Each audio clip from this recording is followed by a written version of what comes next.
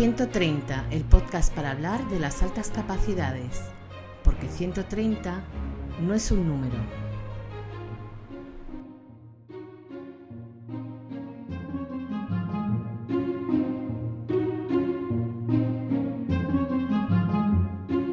Buenos días a las altas capacidades intelectuales en 130 no es un número. Buenos días, Rocío. Buenos días, Constanza. Construyendo cada día Un espacio de sensibilización, información divulgación, y apoyo a las altas capacidades intelectuales con constancia, y perseverancia. en 130 no es un número.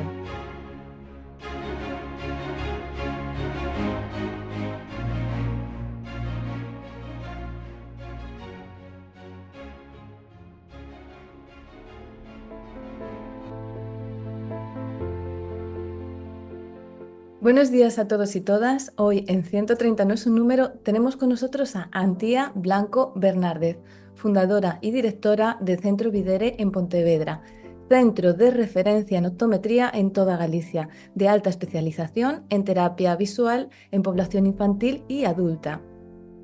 En esta entrevista, Antía nos resolverá dudas sobre la detección de problemas visuales, neurodesarrollo visual y particularidades en niños y niñas con altas capacidades intelectuales y las claves para que tanto los y las docentes puedan detectarlos en el aula y las madres y padres en el ámbito familiar. Buenos días, Antía. Un placer contar contigo hoy en 130 no es un número. Bienvenida. ¿Qué tal estás? Buenos días, Rocío. Pues muy bien, muy ilusionada. Muchas gracias por invitarme, por contar conmigo y nada, con ganitas de empezar ya a hablar contigo. Genial. Como sabes, esta plataforma de podcast se dedica a dar voz a las altas capacidades en todos los ámbitos en los que pueda incidir. Por eso traemos hoy algunas preguntas relacionadas con las altas capacidades y el neurodesarrollo visual, que es un tema en el que tú eres la gran figura más representativa en Galicia. Queremos comenzar preguntándote, porque sabemos que es algo muy frecuente y dificulta la detección temprana de problemas visuales, ¿de qué manera las altas capacidades intelectuales dificultan la identificación o la detección de problemas visuales en niños y niñas? Pues esta es una pregunta súper interesante para empezar porque la principal razón por la que se detectan tarde o tardamos o nos cuesta identificarlas es que los niños con altas capacidades camuflan, tienen muchos recursos a través de los cuales cuando se encuentran con una dificultad, pues por ejemplo en los movimientos oculares, lo que hacen es puentearlo, digamos, con otras, hipertrofiando, digamos, ¿no? Otras habilidades que puedan ser pues de percepción visual, de rapidez de reconocimiento y demás. Ajá. Con lo cual se detectan más tarde, pero ¿a qué edad o nos puedes hacer una aproximación? Pues verás, sí que es cierto que las dificultades visuales en general, salvo cuando hablamos de problemas de vista básicos, de ver borroso, eso se detecta bastante rápido, cualquier otra habilidad visual, por lo desconocidas que son, se suelen detectar tarde en general. Pero sí que me encuentro que en niños y niñas con altas capacidades encuentro demasiado tarde problemas mucho más gordos que en otros niños son como mucho más evidentes y se ven antes. Es decir, si por ejemplo a los 6, 7, 8 años, cuando tienen como que adquirir la lectura, muchos niños y niñas dentro del espectro general, ¿no?, de la población, ya dan muchas alarmas y entonces los padres buscan y encuentran. Con niños y niñas con altas capacidades a lo mejor nos vamos a los 12 años, 9, 10, incluso a veces ya adolescentes incluso. Ajá, o sea que se retrasa muchísimo la detección. Entonces, ¿cómo podemos actuar para detectar un problema de visión en nuestros hijos o hijas? O si somos docentes, esto es muy importante, en nuestros alumnos o alumnas, sabiendo que las altas capacidades van a compensar estos problemas y que quizás no los veamos. Pues conociendo el patrón, es decir, sí que hay que conocer pues cuáles son esas habilidades que pueden estar afectadas y que son, por ejemplo, dificultad en los movimientos oculares o dificultades en el enfoque que dan mucha fatiga y que provocan como mucho esfuerzo a la hora de tener que mantener tareas en visión de cerca. Eso es una de las cosas que hay que conocer. Y otra es pensar en que suelen tener este patrón de aprendo primero como muy rápido y a destiempo cosas que bueno, en general, pues por ejemplo la adquisición de la lectura, ¿no? Suele ser algo que aprenden bastante rápido. Y después se encuentra un freno tremendo, es decir, voy a aterrizarlo un poquito más. En los problemas de lectura, ¿no? Un niño o una niña con altas capacidades, a lo mejor con 3-4 añitos ya puede decodificar fonológicamente algunas letras, entonces puede empezar como a asociar fonemas y empieza a leer. ¿Qué pasa? Que hacia los 6, 7, 8 años es cuando empezamos a terminar de desarrollar los movimientos oculares, que a los 3-4 años no están bien desarrollados y es normal que no lo estén. ¿Qué pasa con estos niños? Pues que cuando tienen que empezar o cuando quieren empezar a leer más fluido, sus movimientos oculares no son óptimos. Entonces se atascan más, tienen más errores, estas asincronías en el desarrollo de capacidad fonológica, pero no tanto en movimientos oculares, les acaban frustrando, porque ellos quieren leer más fluido, pero no son capaces, y ven a sus figuras de referencia, que suelen ser un poquito más mayores que ellos, y ven que ellos no son capaces. Entonces, este tipo de asincronías y luego frustraciones hay que tenerlas en cuenta. No sé si... Sí, se van a ver, se van a ver trabados y se van a ver frustrados, una frustración que es superable, no una frustración limitante, pero sí que se va a notar que hay una frustración ahí y hay que buscar cuál es el motivo. Preguntan los niños y niñas con altas capacidades, ¿a qué edad, para aproximarnos un poco más, a qué edades se estima que deben tener adquiridas determinadas destrezas que nos indiquen que si no las han adquirido pueden tener un problema de visión?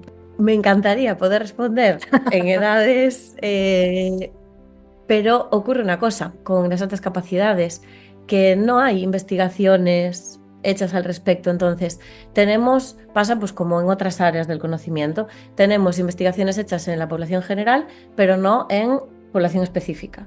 Entonces, no tenemos unas edades concretas. Lo que sabemos es esto, que cuando tienen una dificultad, la van a camuflar. Entonces tenemos que estar más atentos se espera que, es decir, no se espera que un niño lea a los 3 años, ¿no? Pero a nivel escolar sí esperas que a los 6 años empiece a leer más o menos y a los 7 años termine con una lectura no fluidísima, pero ya, bueno, que facilite la comprensión, y en segundo de primaria, ¿no? Con 7-8 años ya que haya un poquito más de fluidez, comprensión, para que en tercero sea la lengua vehicular. Bueno, pues es darse cuenta de que a pesar de que haya empezado pronto, lo que tenemos que ver es que vaya pasando por los estadios que se le van a exigir después, al igual que sus compañeros de clase. Bueno, y si hay cambio de curso, por ejemplo, con más razón tener en cuenta ese tipo de dificultades. Si las hay, lo bueno es que se pueden atajar. Es decir, si vemos que empieza a haber una frustración asociada a la parte, por ejemplo, de lectura o de tareas en cerca que exigen enfoque visual sostenido, y empieza a haber una frustración en ese peque, lo que hay que ver es, vale, podemos mejorar y trabajar esas habilidades visuales para que dejen de ser un impedimento. Pues se trabajan para que estén a la altura de sus otras capacidades. Claro. O sea, eso en el ámbito escolar, los hitos que se pueden alcanzar, pero ¿cuáles son los hitos que se espera que alcancen a cada edad? Si te puedes aproximar los niños y niñas con altas capacidades en relación al tema visual, de visión, optométrico, los hitos optométricos. Te puedo decir los hitos en general, en población general, que bueno, que deberían alcanzarse. Es difícil, claro, lo que pasa es que para un oyente que no sea optometrista, no son fáciles de evaluar per se. Este es el problema de la visión, que parece tan obvia, pero al mismo tiempo es tan compleja que es muy difícil saber cuándo algo no funciona, ¿no? Pero bueno, los movimientos acádicos, que son los movimientos precisos que hacen que, por ejemplo, dejemos de utilizar el dedo para leer, porque ya nuestros ojos saltan correctamente de palabra en palabra y no se pierden, se considera que se adquieren bien entre los 6 y 8 años.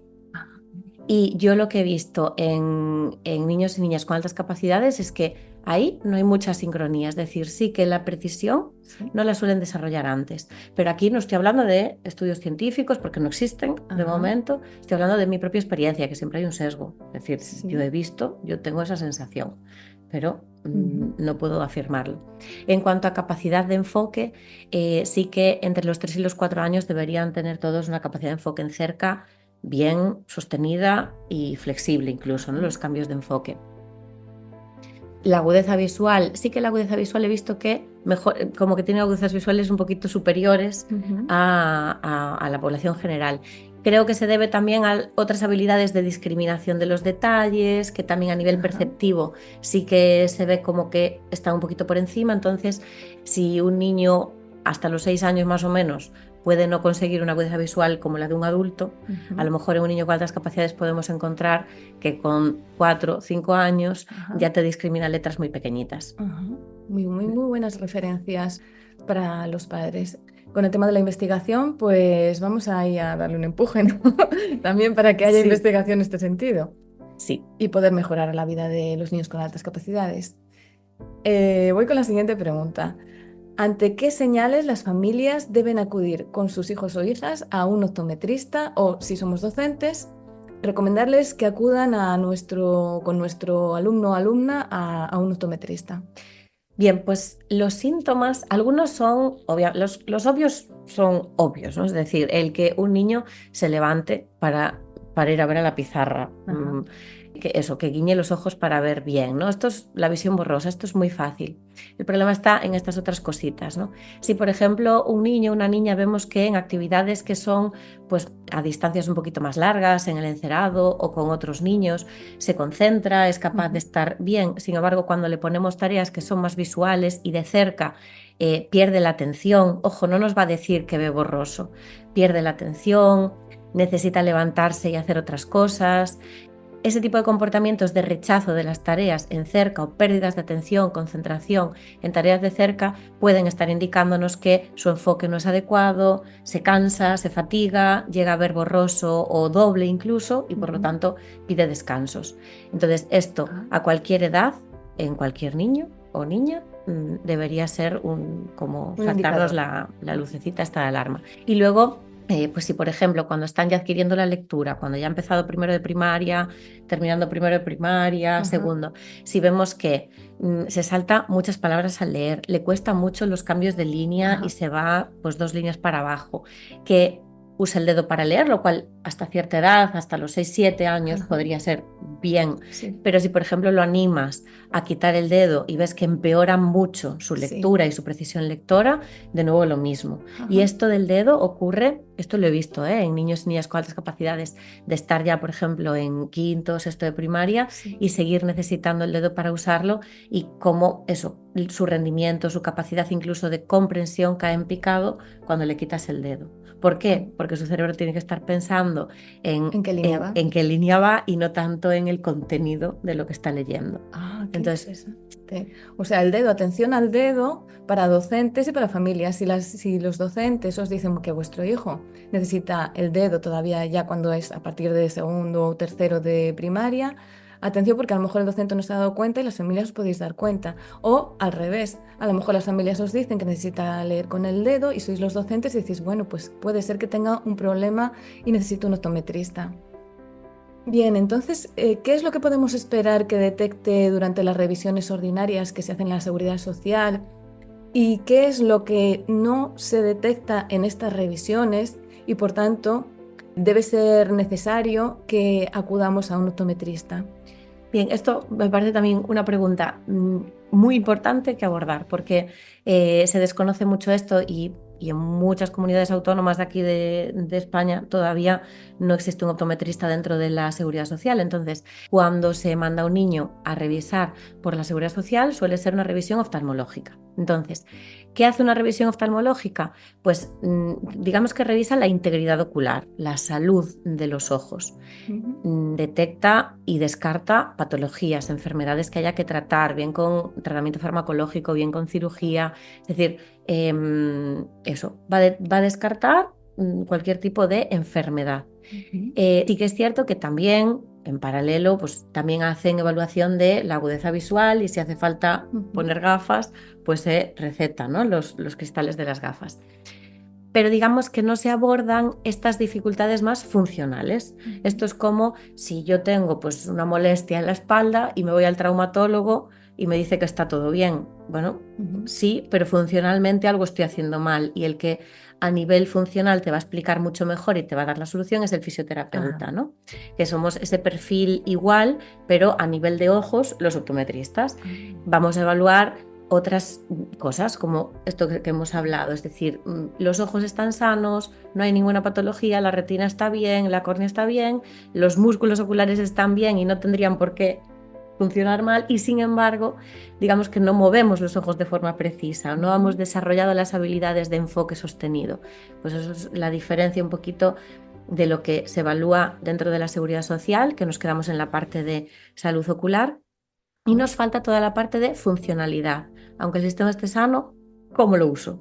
¿Cómo de bien o mal lo uso en mi día a día? Sí, sí, qué bueno es saber esto. O sea, atención, que hay una diferencia entre oculista y optometrista. El oculista es el que va a detectar problemas, digamos, de salud médica, y el optometrista va un poquito más allá. O sea, que a lo mejor hemos pasado por el oculista, no se ha detectado nada y necesitamos un optometrista. Entonces, ¿cuáles son estas pruebas que realiza un optometrista?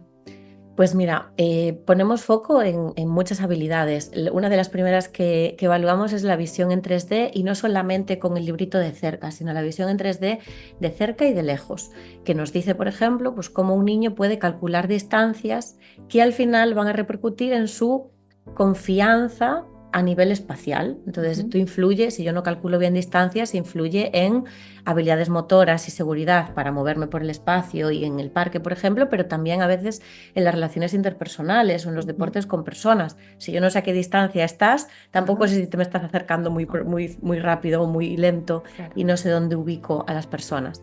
También evaluamos los movimientos oculares, tanto los movimientos oculares que hablábamos antes, si un niño es capaz de hacer unos movimientos oculares independientemente de su capacidad, de su actividad cognitiva, que tiene que ver luego con la comprensión lectora, por ejemplo. No me da igual que muevas muy bien los ojos si luego no puedes pensar al mismo tiempo que los mueves a través de una línea de texto, por ejemplo. También evaluamos la capacidad de enfoque, que damos por hecho que los niños enfocan siempre bien y que solamente a los 40 y pico años empezamos a tener problemas con el enfoque en cerca, y sin embargo esto no es así. No vale con ver el enfoque en lejos de los peques, hay que ver cómo sostienen su enfoque en cerca y si les va a producir fatiga o no, porque al final la de horas que se meten en temas de cerca, ya no solo con los estudios, sino ahora mismo con el ocio, ¿no? Con tablets y demás. Y luego ya, por no extenderme más, voy a hablar de la última cosa, que es la convergencia visual. Nosotros cuando vemos de cerca, nuestros ojos tienen como que juntarse un poquito hacia la nariz, ¿no? Enfocan los dos hacia algo de cerca. Cuando vemos de lejos se ponen como más rectos. Bueno, pues cuando esto no funciona bien, también da fatiga para sostener, por ejemplo, de cerca, o inflexibilidad, es decir, veo para el encerado, me canso, vuelvo a ver para la libreta, no soy capaz de enfocar bien, vuelvo para el encerado, veo mal, borroso, doble. Este tipo de cambios, ¿no? Que tantas veces hacen cuando están en clase. En una hora de clase no sé cuántos cambios harán, pero muchísimos. Entonces, bueno, o el mantener la convergencia sostenida, es decir, mantener los ojos en cerca durante mucho tiempo. Cuando no lo conseguimos, podemos empezar a cruzar palabras, que se nos muevan, que se vea doble todo. Todas estas cositas vemos. O sea, ante estos problemas, Videre, ¿cuáles son los tratamientos más frecuentes que realizáis en Videre a los niños y niñas a los que tienen altas capacidades? Pues mira, la mayoría, por esto que te decía antes, que suelen tener una buena agudeza visual y no suelen tener mucho problema así a nivel de tener que poner pues, gafas, por ejemplo, diría que en algunos son pautas. Sí, cuando os pillamos prontito, con 3 o 4 añitos, que dices, está adquiriendo la lectura, pero esos movimientos oculares en algún momento van a hacerle jaque. Sí. A veces son pautas, o sea, a veces mandamos a las familias información, esto es lo que puede pasar, para que se detecte rápido y se intervenga, y pautas de estimulación que favorecen pues, un mayor desarrollo de los movimientos oculares. Y luego, como la mayoría de las veces no llegan prontito, sino que llegan ya un poquito más tarde, terapia visual, es decir, es una terapia visual, son ejercicios de rehabilitación visual que favorecen un desarrollo óptimo de esos movimientos oculares, por ejemplo, o de esa capacidad de convergencia o de enfoque que no están a la altura de sus otras capacidades, para eliminar esa asincronía, por así decirlo, o esa dificultad, y que el niño sienta que puede hacer lo que quiere con su visión y con sus capacidades. Claro, claro. Lo que hablamos antes del freno, que sea que los niños no se sientan frenados y se frustren. Ante estos problemas, a ver si nos puedes ajustar cuánto tardan en mejorar con el tratamiento, cuánto tiempo por problema y tratamiento en los niños con altas capacidades, que es lo que hablamos siempre. Sí, pues en general son niños y niñas cuyo tratamiento es más breve que en el resto de la población. Menos mal. Sí, sí. Que tenemos algo positivo. Sí. Sí. Pues en cuanto a duración de los tratamientos, por poner un ejemplo así, a ver, podemos hablar, grosso modo, por perfilar primero un marco grande.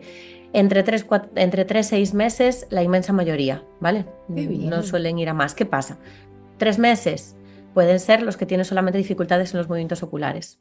Las dificultades ahí, de hecho, al mes de tratamiento ya la familia suele venir diciendo, es que ya no usa el dedo, es que está aumentando velocidad, es que tal. Si, por ejemplo, hay que trabajar también percepción visual, por ejemplo, otras habilidades un poquito más complejas que son más a nivel cortical, sí que a lo mejor nos metemos en terapias de hasta 6 meses. Por ejemplo, yo puedo mejorar mucho la rapidez de mis movimientos oculares y la precisión, por lo tanto voy a mejorar rapidez lectora, pero si la discriminación visual o el cierre visual de palabras complejas todavía no es bueno, de repente voy a leer rápido, pero cambiar palabras sí, como que como la que te interese. Eso es. Entonces, pues en esos niños hay que trabajar esa primera parte de oculomotricidad que se llama, ¿no? Lo de los movimientos oculares o sacádicos, y después empezar a trabajar percepción visual. Qué bien. Bueno, yo he oído unas cuantas veces la palabra sacádicos, me suena muy bonita, me recuerda a cosas positivas, pero ¿qué son? Porque no tenemos ni idea. ¿Qué son los sacádicos y cuál es su importancia? Pues mucha. Todo esto que yo muchas veces digo, lo de los movimientos oculares, pues son sobre todo en lectura estos sacádicos. Los sacádicos, no sé si somos conscientes, ¿no? Pero cuando leemos, nuestros ojos no se mueven fluidamente, como cuando vemos, por ejemplo, un balón moviéndose por el aire delante de nuestros ojos.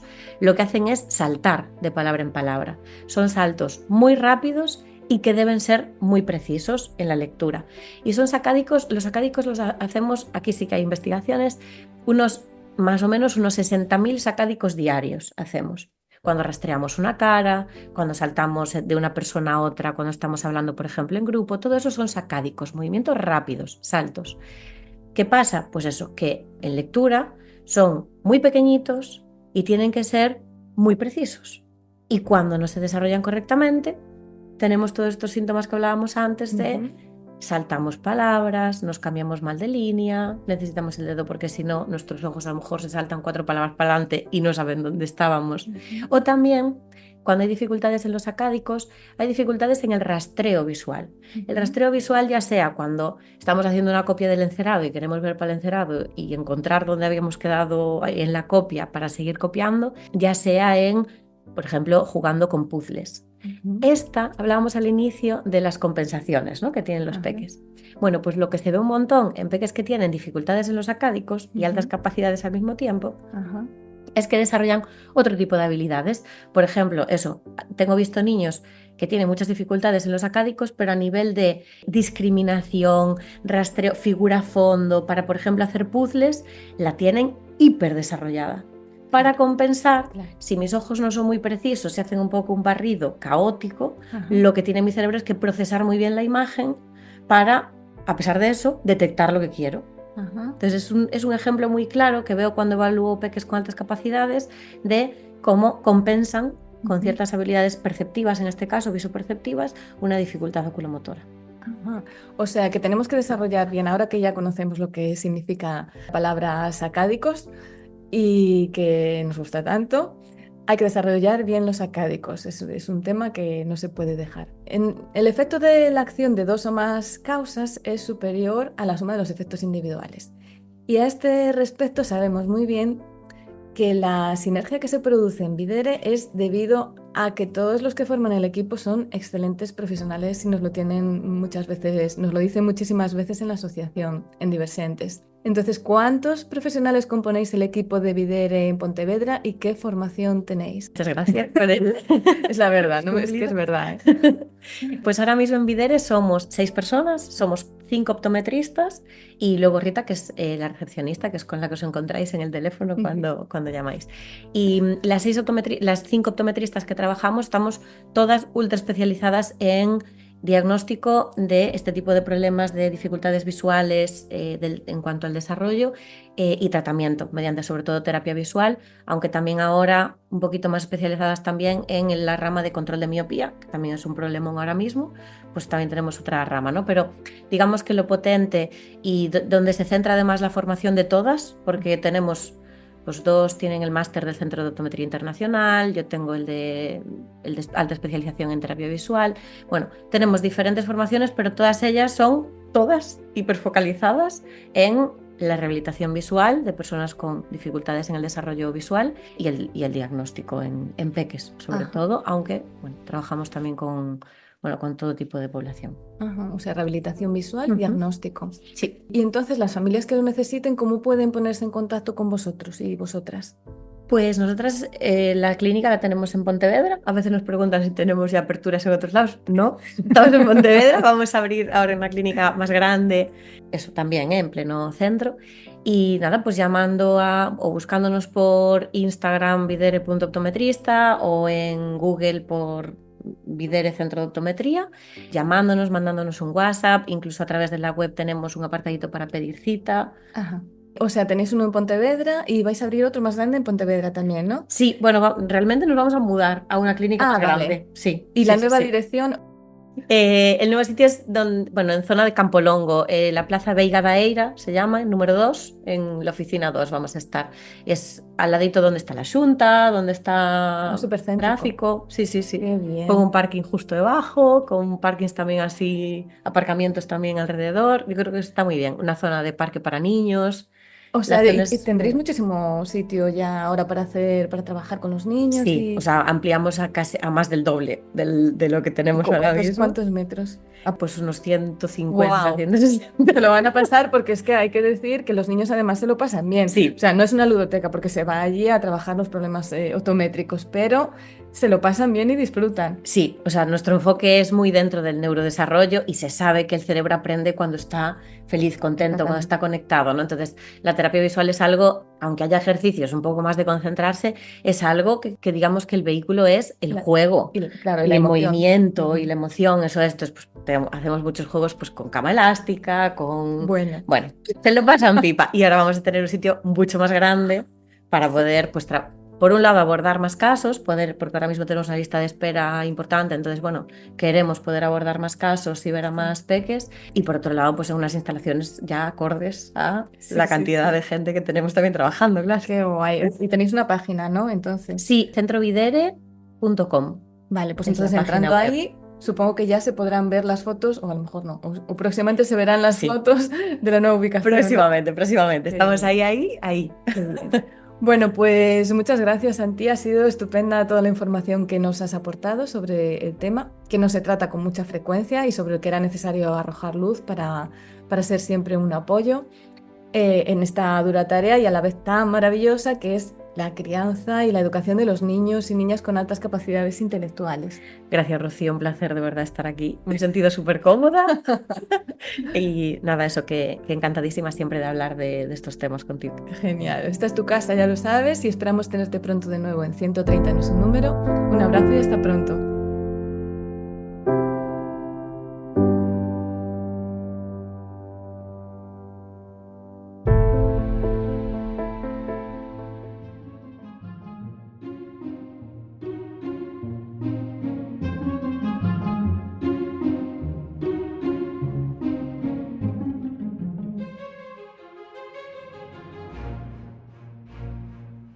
En 130 no es un número, te sumergirás desde diferentes perspectivas y en un ambiente cálido y familiar en el mundo de las altas capacidades intelectuales. Puedes ponerte en contacto con nosotras enviando un email a 130noesunnumero@gmail.com y puedes seguirnos en redes sociales escribiendo 130 no es un número.